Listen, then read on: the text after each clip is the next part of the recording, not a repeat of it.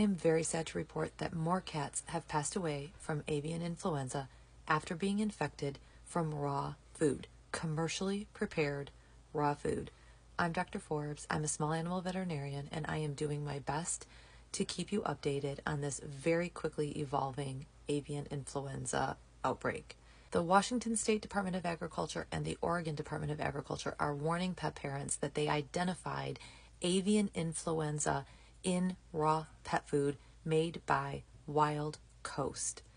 They not only found the avian influenza in the open containers that were fed to the cats who passed away, they also found avian influenza in the unopened lots of food.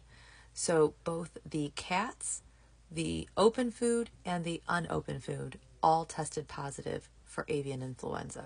As of 1 a.m. Sunday morning Eastern Standard Time, this is the website for Wild Coast Pet Foods, and nowhere on the website does it identify that there was a concern about avian influenza in their food. In fact, this is the link to the page explaining how they are ensuring that there is no avian influenza in their food, even though the food was tested and found to have the virus in it.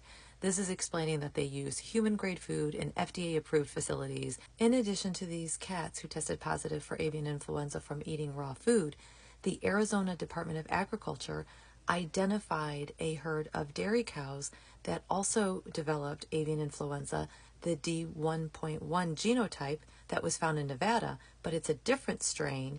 And what is most concerning is that the cows were not symptomatic, and these infections were identified through routine testing. Nevada announced their first human case of avian influenza. Wyoming announced their first human case of avian influenza, and Ohio just announced 4 human cases of avian influenza.